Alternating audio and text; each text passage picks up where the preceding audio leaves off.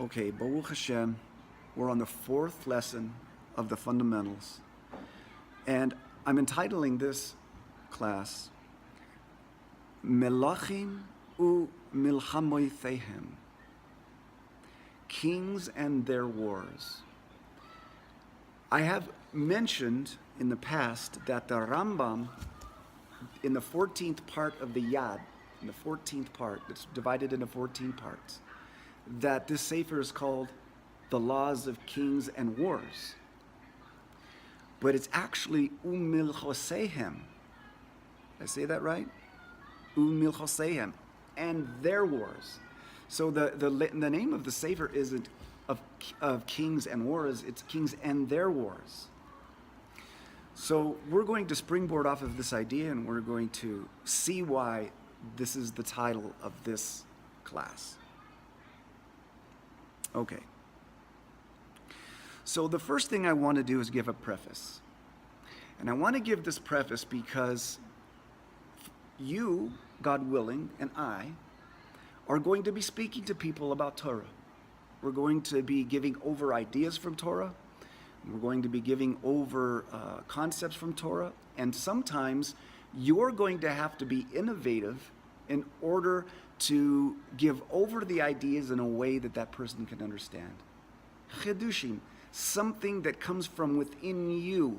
You read a passage of the Torah, you're reading a pasuk, and you know you want to explain it, and you say, well, let me tell you this in another way. And you draw out of that pasuk an idea or a concept that helps the people understand. It's a chiddush, it's something new that you have drawn out of the Torah. Now, the question is, can I do that? Is this okay? Can I make something new to explain what is written in the Torah? New meaning not a new halacha, chas v'shalom. Halacha is settled.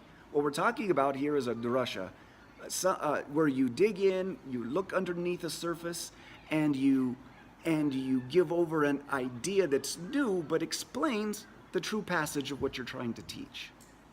So it is said that there are 600,000 gems on the crown of the king. 600,000 gems. And each of those gems has 70 facets. You know, when you look at your diamond, right? And it sparkles, because the reason it sparkles is because of the faces. The faces. It's also called 70 panim, 70 faces for each of the 600,000 gems. And the reason it sparkles is because it has these different faces. If it was just flat, if it was just like two cuts, it wouldn't sparkle, it wouldn't radiate, it wouldn't shine, it wouldn't reflect. So each one of these gems has to be set on the crown, and the facets have to be revealed and polished and shine and reflect light. Reflect the light. So the rabbis say that when we, in Mitzrayim, when we left Egypt, we could not leave until 600,000 of us were ready to go. Because each of these 600,000 gems represents one of the general souls of Israel, root souls. And each one of these souls has their own Torah, okay? For example, nowadays, we don't paskim our own halacha. We have the Kitter Shulchan Aruch, and we go by halacha, our daily, lamaisa. What do? We look at the Shulchan Aruch and we do what it says. This is how we live our lives, by these rules.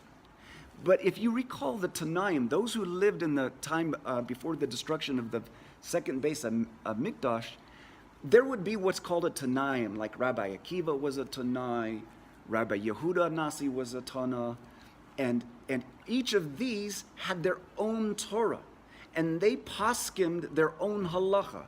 So they and their disciples, or their Talmidim, they would walk according to the halacha that Rabbi Yehuda walked in, or Rabbi Meir, or etc., and so forth.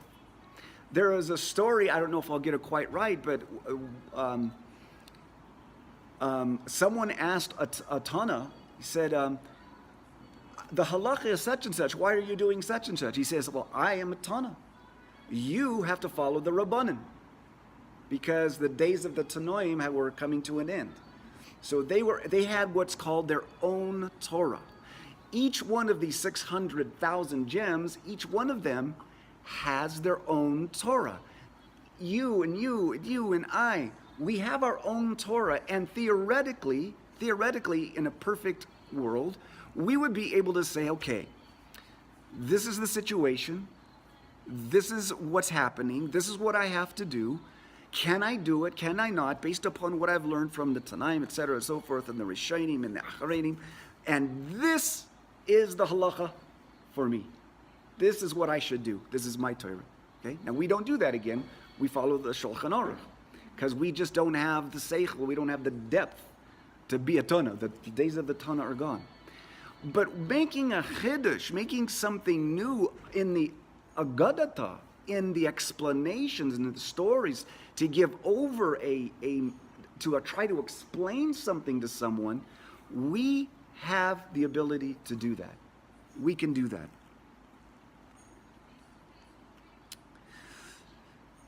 And we say, after the Amidah every day, we say, may the new will be before you, Hashem, our God and God of our fathers, that the Beis HaMikdash be built speedily in our days, and may we receive our portion of the Torah, our portion.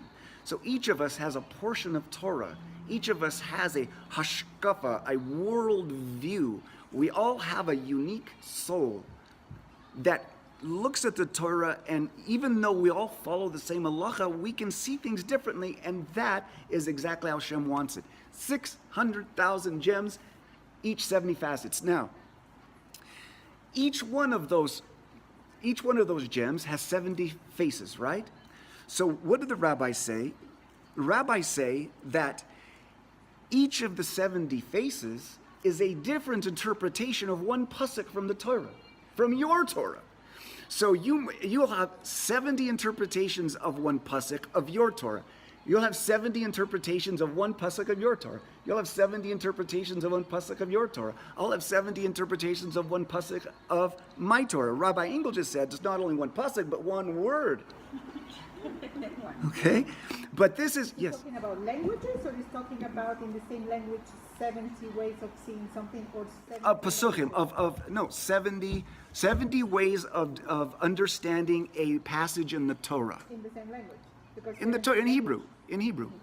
Yeah, in Hebrew, or as you translate it into English. It's English too in your mind. If Spanish is your first language, it would be Hebrew. Spanish, it would be like that. So, have you heard of the term Pardes? Pardes is an acronym that stands for the Peshat, the Remez, the Drosh, and the Soid. So not only 70 facets for one pasuk, but that one pasuk has 4 levels. It has the obvious explanation. It has the drasha, which we're talking about today, looking into the passage and bringing out a principle or an idea from that passage. Usually that's what rabbis do when they stand up there at the pulpit, and they give over, and they're telling stories, and they're making sense of the pasuk, and they're telling it in different ways and giving over different ideas. That's basically a drasha. Now, in the Tanya, we have an example of this. In the Tanya, we have some words that kind of explain this, that give this over, this idea. Okay, in the Tanya, the Alter Rebbe says this: as for what is written in the Zohar, in the 3rd volume, page 231, he whose sins are few is classed as a righteous man who suffers. This is the query of Rav Hamuna to Eliyahu. But according to Eliyahu's answer, the explanation of a righteous man who suffers is as stated in the Raya Mehemna on Parshas Mishpatim, which is given above. And the Torah has 70 faces, modes of interpretation. So basically there was a contradiction between these two. And what this is explaining is exactly what I told you. They're both, or who's right? They're both right at some level in their own Torah, right? In their own Torah, they're right in one of their faces. Okay. What encouragement do we have to make chidushim on Darshens. I'm going to read to you from a sefer called Torah Study by Rabbi Yehuda Levi. Okay?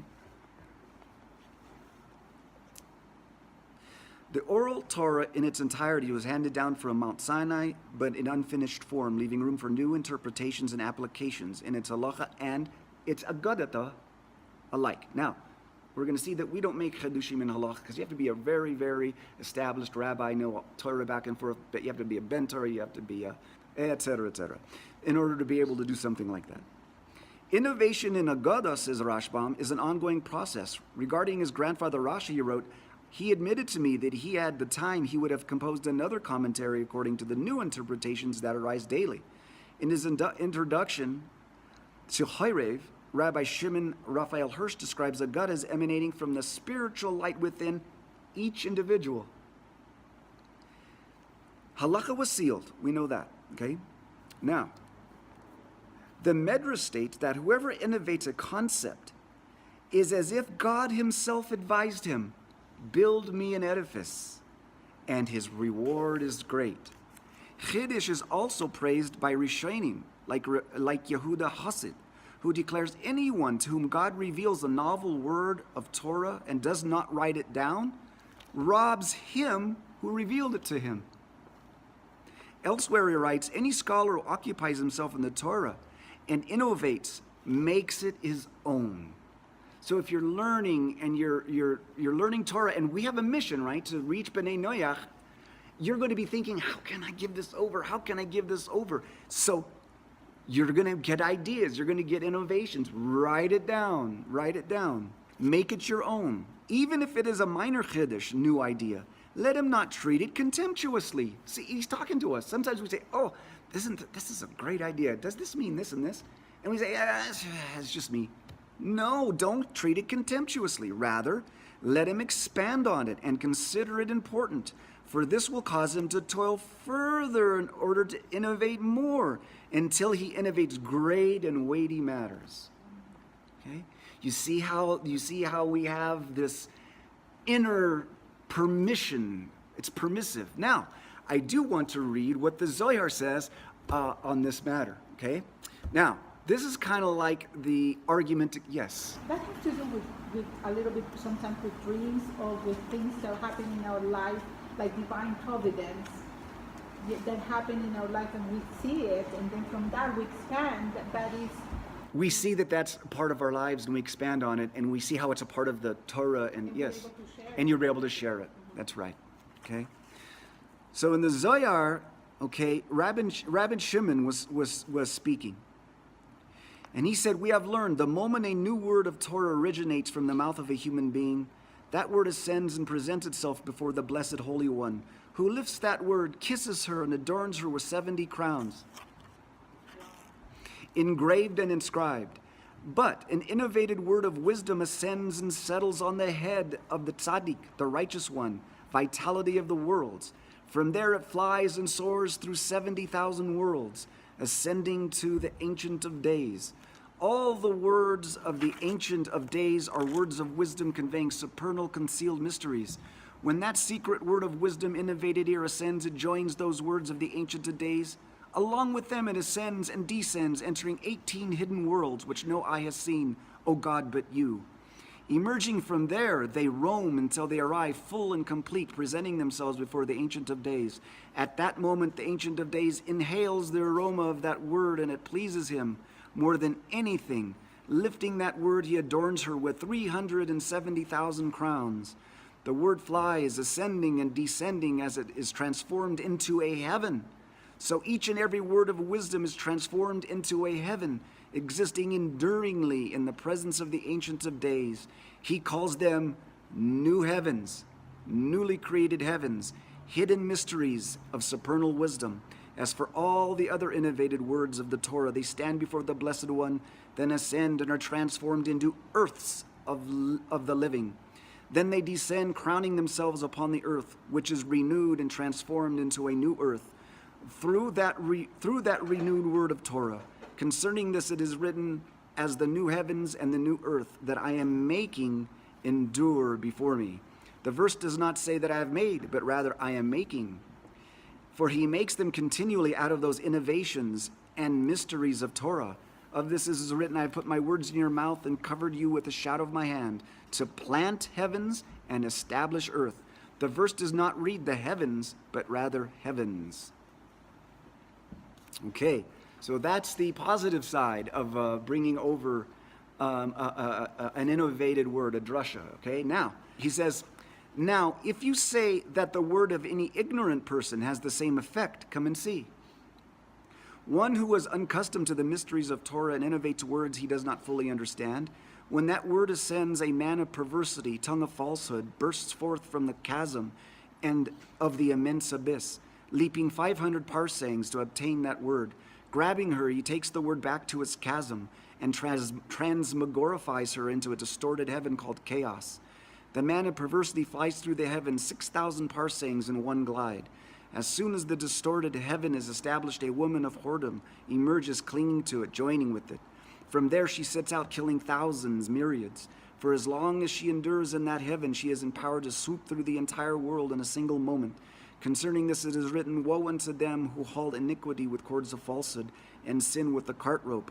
Iniquity is the male. Who is sin? The female. She hauls the one called iniquity with those cords of falsehood, and then sin as with the cart rope. That female called sin, who is empowered there to fly and kill human beings. So many are those she has struck dead. Who has struck them dead? This sin who slays human beings. Who causes this? A disciple unqualified to teach who teaches. May the compassionate one save us. Amen. So what he's saying here mainly applies to halachic innovations, right? Because we read before, the very, very modern Rabbi Yehuda Levi says all of these positive things. Now we have to be careful. We have to make sure that we know that we're reading something and we're giving it over for a reason to help someone understand the truth of Torah. As our opinion. Right. It's our own Torah, right, that we're speaking out. But we bring them back. Hopefully that word, that innovation, is there to bring someone close to understand the halacha, so that they want to learn halacha, so that they want to learn the Sheva B'nitzvahs B'nai Noach, and you're giving them over these ideas. A brilliant speech that you're talking about, that some people on Shabbos, some rabbis have, they are so good that they give such a brilliant speech. Yes. That gets you so close to understand. Yes. The parsha, right? Exactly. That's exactly what we're talking about. And it's the same thing for each of us. When we're talking to one person, we have to have some out. But the rabbis say that a teacher can only teach at the level of the student can contain. A student is called a kli, a vessel. And what the teacher's giving over is light. Ohr L'amim. We're being light to the nations. So when we pour that light into the vessel, it can't be so much light or so powerful light that it breaks the vessel. So that's why sometimes we have to make these chidushim in order to know who we're talking to and give it over to that single individual in a way he or she can hop it, can understand it, can grasp it, and come close. That's why, you see? This is why we're talking about this, okay? Okay. Now, let's move on.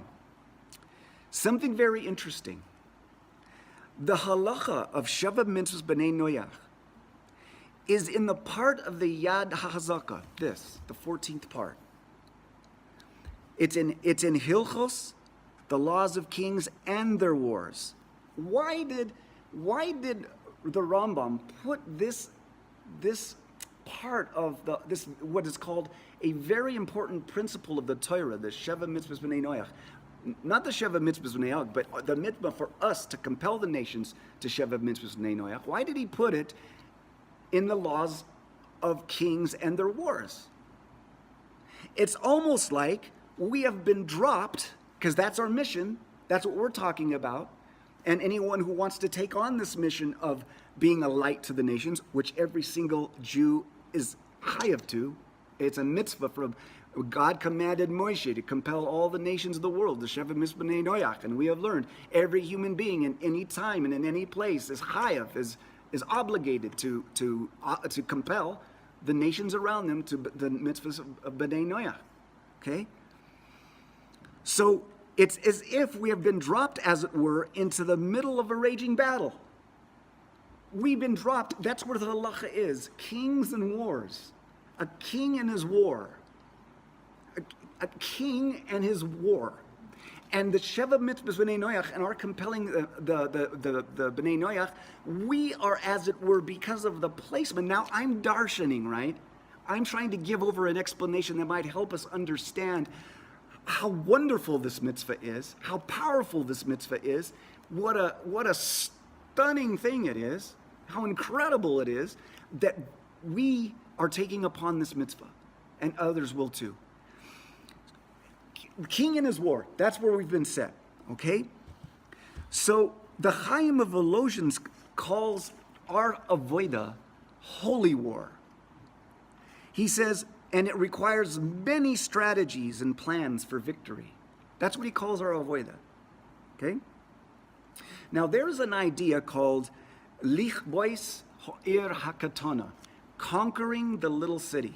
Now, this is also in the Tanya. It's also in another place in Hasidic that explains it a little differently, but this is where I'm going to bring it from. Okay, so it is written, one nation shall prevail over the other nation.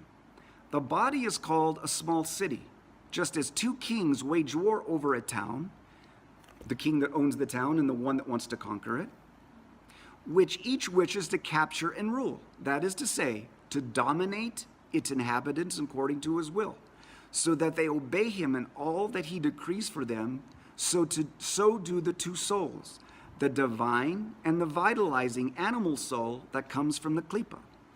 Wage war against each other over the body and all its limbs. It is the desire and will of the divine soul that she alone rule over the person and direct him, and that all his limbs should obey her and surrender themselves completely to her and become a vehicle for her, as well as an instrument for her 10 sephiris and the 3 garments which are thought, speech, and action. And the entire body should be permeated with them alone, to the exclusion of any alien influence, chash v'sholem. That is to say that the 3 brains that are in the head shall be permeated with Chabad, Chachma, Bina, and Das, of the divine soul, namely the wisdom of the Almighty, and the understanding of him by pondering on his unfathomable and infinite greatness. From them shall be born through the Das, awe in his mind and dread of God in his heart, as well as the love of God that shall flare up in the holiness of the divine soul that converts good to element of water and the animal soul, okay, etc., etc. So we find ourselves in the midst of this war on an individual level. We all are individually always at war. We're always at war. We're always fighting the Yetzer Hara. It's like a city that has walls, okay? We are the king, our godly, our Yetzer Tov is the king, or she, the queen, is the one that is directing and trying to fight off the Yetzer Hara, and the Yetzer Hara is the one that's putting up battlements, digging trenches, trying to put up ladders so he can break through the wall, right? Well, one of the laws of milchama is that when the Jews go to conquer a city, when they go and they encamp around it, they have to leave, or they can only embattle 3 sides. They have to leave one side so that the weak or those that want to escape can do so, and can come. Those that want to escape can do so. Always leaves a side to escape. The Yetzer Hara has to fight by the laws and the rules of Hashem. Okay, so we always have a retreat. We always have a place to regroup. We always have a place to refresh. We know that then we can go back into the battle and we can win this victory over the Yetzer Hara. Okay, now. In the Tanya, the Alter Rebbe says this: I have seen superior men. These are called B'nai Aliyah. These are tzaddikim, pure tzaddikim. And their numbers are few. The reason for the title of superior men is that they convert evil and make it ascend into holiness. As it is written in the Zohar, in the introduction, that when Rabbi Chia wished to ascend to the Heichel of Rabbi Shimon Bar Yochai, he heard a voice come out and say, "Which of you, before coming here, has converted darkness into light?" Our mission is to transform evil into good and bitterness into sweetness. Evil into good and bitterness into sweetness. Now, doesn't that seem like what we're trying to do as Ohr L'amim? Doesn't it seem that that's what we're trying to do? See, that's on an individual level. But on a larger level, it's the same thing. We've been dropped into the midst of a king and his war. And our mission is to transform darkness into light, to elevate the world, and to make bitter sweet. We're trying to reach out to the world, make darkness light, and make bitter sweet. Okay, now, something even more profound is going on here. Okay? The Rambam not only puts it in the laws of kings and his wars, he puts it directly after the mitzvah of Y'fas Toar. You know the mitzvah Y'fas Toar. I'll tell you about it. Okay, let me go ahead and go there. Y'fas Toar.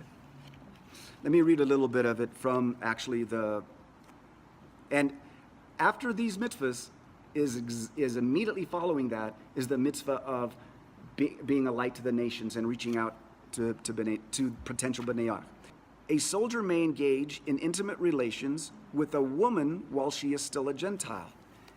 This is the Y'fas Toar, beautiful of form. If his natural inclination overcomes him, okay, now he may not engage in intimate relations with her and then go on his way. Rather, he must bring her into his home. As it states, if you see a Y'fas Toar among the prisoners, you shall bring her into her home. It is forbidden for him to be intimate with her a second time until he marries her. Okay? So, this mitzvah of Y'fas Toar, it seems to be so strange that the Torah would permit a person to give permission to be overcome by your Yetzer Hara. Isn't our mission to overcome the Yetzer Hara? Isn't our war to fight the battle against the Yetzer Hara and be victorious? Right? Isn't that so? The Arizal gives over the deep and hidden meaning of what's going on here. That is consequence. He giveth the child, but he done in him also. This will happen after. Well, yeah, matter of fact, the Arizal, just jumping ahead, the Arizal says, even if he does this, and it's for a good reason, we'll find out, even if he does this, the children may be rebellious because the complete spark that was drawn out through this process, which we'll talk about, left some evil in the woman, in the Y'fas Toar. So look at this. I want to show you something.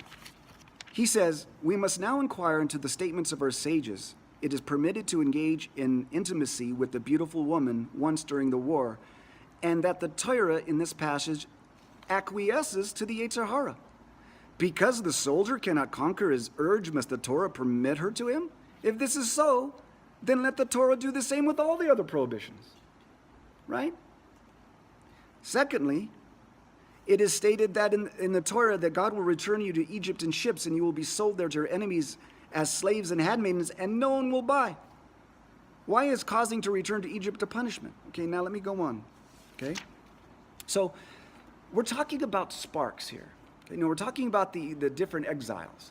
Now, we, the Jews, have been scattered into all nations for a purpose and a reason, to be lights to the nations, what we're talking about. So that we can, as Jews, draw out all of the sparks. That there's 288 sparks with the breaking of the vessels that then went and shattered into multivarious parts, into even the food we eat. We eat something, right? We eat kosher food, and if we use that for a godly purpose, then that spark is drawn into the realm of holiness. I remember to this day, I was at a chassid's house, and it was at the end, and we were cleaning off the table, and there was a bowl, and I think it had a little bit of corn in it, just a few pieces of something. And he said, we have to get every spark.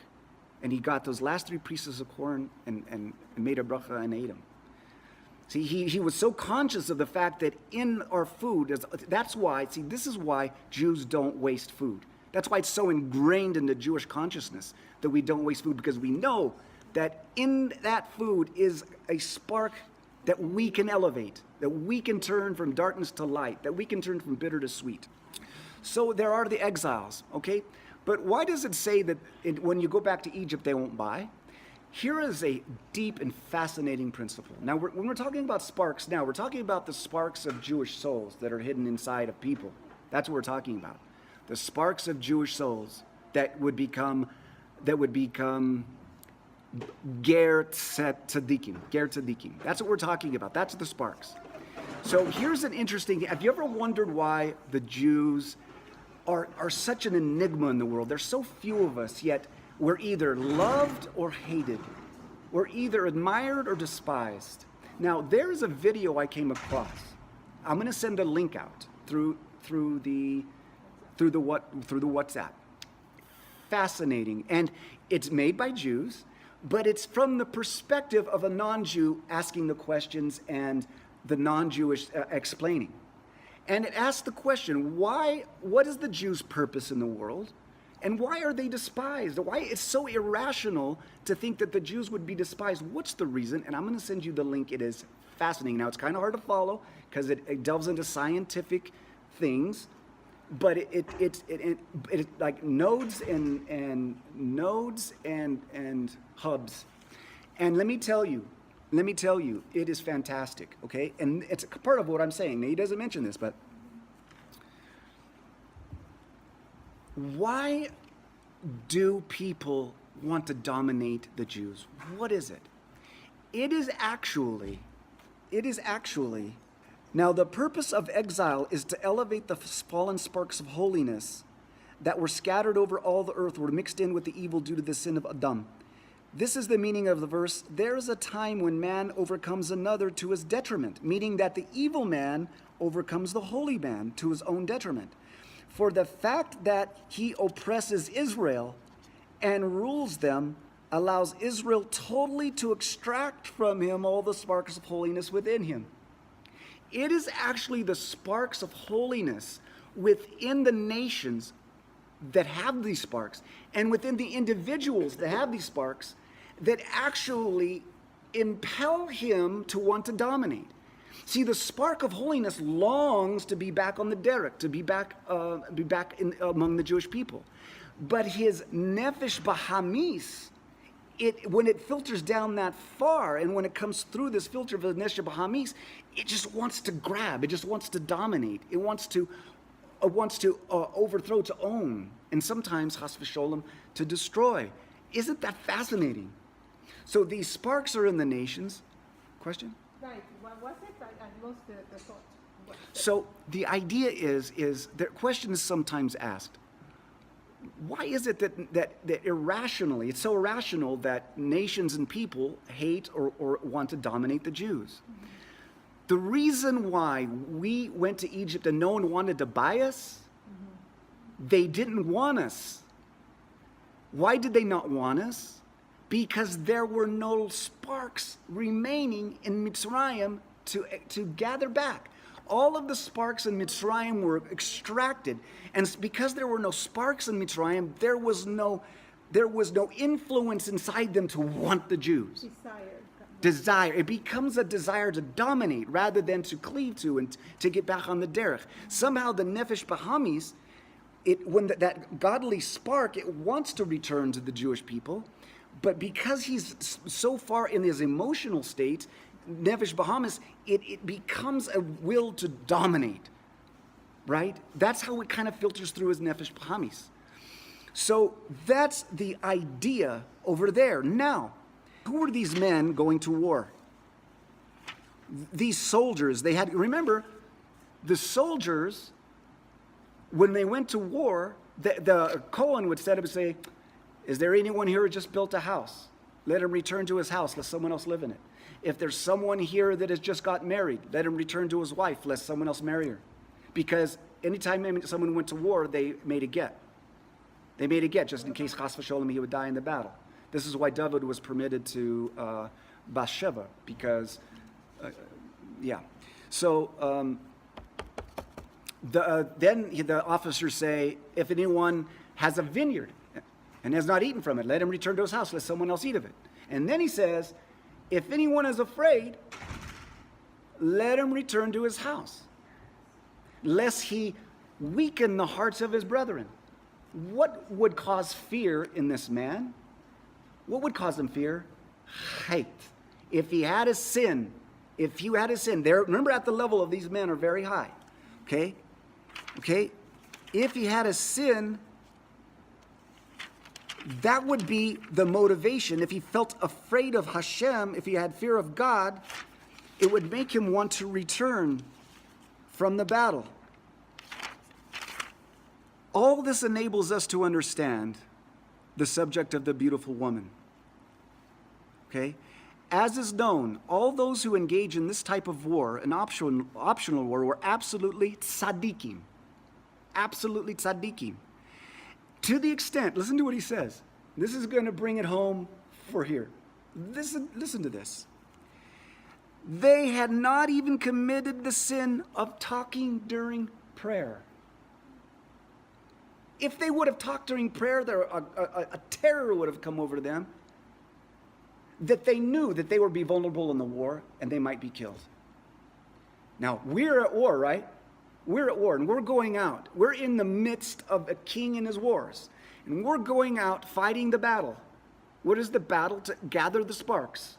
Okay? Now, I'm not trying to see, the Y'fas Toar flips it over. First it's trying to get Ger Tzadikim. Secondly, it's trying to get B'nai Noach. It's flipped, right? But we don't proselytize. But what happens? When we go out fighting this war, we are a shining light. We are looking to help potential B'nai Noach come into Torah and mitzvahs through Torah and Moshe, as God gave the Torah to Moshe, through Torah. And as we're doing this, this light is shining. What if you're out there and there's just something just clicks between you and somebody? And there's someone special, you know someone, and you know there's something special about, you're attracted to that person. Like the warrior was attracted to the Y'fas, to the beautiful woman. Why was he attracted to her? Not because he wanted to be intimate with her, because in his subconscious, he knew there was a spark of holiness in her. And, get this, he had to take her into his house, meaning he had the intent to marry her before he had relations with her. He had to bring her into his house. He had to have the intention to marry her before he could have that first intimate session with her, right? What? The second relation. The first one happens in war. The second one is... No, the second one, he couldn't have a second one unless he was married to her, after the chasana, after the kedushin, okay? Now, we know that back then, a man could actually be intimate with a virgin girl, but he would be chayav to marry her. That was the law back then. I mean, now, it's no one goes and, we call that what do we call that? We call that intimacy out of wedlock. We don't do that, okay? So what we're saying here is that spark, he was attracted to that spark. And that was the way that he pulled her out of the nations. And she converted to Judaism. And then she was able then to be reintegrated into the body of Israel. And her soul again went all the way up into the root of Neshama, which is Chaya, what is called Klal Israel, the unity in the congregation. It's called the Kahila, the oneness of all the souls of the Jews. Okay, very important that all of the souls are elevated up up to Chaya, into this level. That's called the root of the Neshama, Chaya. Remember, I was saying that the nation, where there's a spark, there's going to be an uprising in them. Like where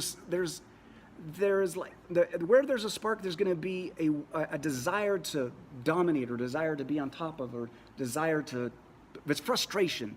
These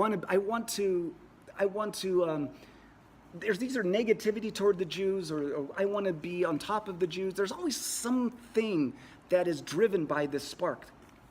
There's a story of the Baal Shem Tov. Now, the Baal Shem Tov was said to look like a goat. He was said to look like a goat. Why did he look like a goat? Because the way his hair and his payas and his beard was, his payas kind of stuck out, and his beard was in two parts, and it stuck out like this, right? And his payas hang out like this, and he, if you see a adult male goat, that's what he looked like. Okay, this is the Baal Shem Tov. So the Baal Shem Tov went to a city where there was a university, and he happened to be just answering questions to a group of students there. And one non-Jew, just out of nowhere, says, "You look like a goat." See this negativity? You know what the Baal Shem Tov did? You told us the story. He said, He went over to him and he patted him on his shoulder. Boom, boom, kind of like hard. He kind of like, boom, boom, shake his heart, get his attention, push down into his heart. He says, "You should become a Jew." He said, "You should become a Jew." Do you see it? He knew, because of this contention, this uprising, there was a spark in there. Now, I'm not saying that's going to be the case in every time. There is just people that hate. And we're not the Baal Shem Tov. However, but sometimes I believe that we can see a connection. We can feel a connection of that person, because you might be talking to Bnei Noach, right? Here we have this. God willing, we'll have a class sometime in the future, and we'll be teaching Bnei Noach, right? And someone will be in that class, and you're going to say, "That one's going to convert." You're going to say, "This one's going to go all the way," because you know that there's just. See, it's like being attracted to the Y'fas, the beautiful woman, to the Y'fas Toar, right? We're in war, right? We're doing a holy war, right? There are enemies at our table, right? And we're attracted to one of them. Why? Because we see the spark. We see the spark in them. Okay? So the process of our mitzvah, the process of this mitzvah, think about it, of the Sheva Mitzvahs Bnei Noach, our focus, what we're doing at war for the king. We're at war for the king and his war, to elevate the world, to make a resting place in this world for Hashem, to turn bitterness to sweet, to turn darkness into light. How much sweeter is it to bring someone to Bnei Noach out of idolatry, out of the filth, out of the lowest dregs of morality? How much more is turning that sweet? Okay? Our mitzvah is a cog in the entire plan. It is a gear that is, if it's not there, it's missing. It is as a puzzle piece. It is an essential part of Mashiach's coming. Why is it an essential part of Mashiach's coming? This is also why our sages refer to the final stage of the exile as the heels of Mashiach. For in that time it will be necessary to elevate the divine sparks that have become enmeshed in the lowest elements of these exiles, the feet. Did you hear what the Arizal said? He didn't say after Mashiach comes. He says, during the times of the heels of Mashiach, it is necessary to elevate. He could have said, we should perform the mitzvah of being a light to the nations right there. It is necessary to elevate the divine sparks that have become enmeshed in the lowest elements of these exiles, the feet. Incredible. So it follows now. We understand why. The mitzvah of being a light to the nations, of compelling the nations to become Bnei Noach is in the laws. I'm darshaning, okay? This is my chiddush. It follows that we find that mitzvah where it is, kings and his wars, because to do this, it's a holy work, and we have to overcome. We have to overcome the king, and we have to push off the battlements, and we have to do this battle that we're doing, not only in our bodies, but as we're facing the world each day. It is a privilege. Do you see what the Arizal said? To do this in the heels of Mashiach. We are the cog in the wheel. We are the gear that is that is moving it forward to the coming of Mashiach. It is an honor and a great responsibility, what we're doing here. And why Hashgacha Prati says us here doing this. I mean, there are many others all over, but for our shul, I don't know. And God willing, it'll grow. And because I'm learning more and more that this isn't a plaything, this isn't a toy. This is a big, big mitzvah. And it's important for the coming of Mashiach, and we should invite people. We should invite Jews to come to this, and we should somehow pray to the Hashem that we would be able to find some people to give shirim to potential B'nai Noach. Now, in the absence of potential B'nai Noach, I want to start teaching some classes as if I was teaching a potential B'nai Noach and get them online. Yes. Yeah. I was going to suggest. And remember at the beginning? yeah.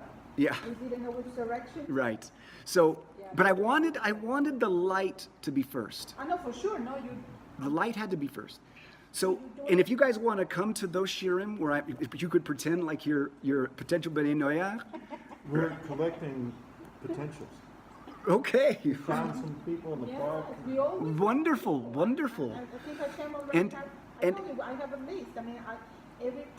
You have a list of numbers and phone numbers and everything? We're collecting the phone numbers and the names. And they're interested in learning more about it? Yes. Oh no, they are there. Brachas on your head. Brachas on your head. We were in a barbecue and somebody just approached, trying to see who we are. Very nice. Wonderful. Nice, Wonderful. potential. I guess we should go to the park more often.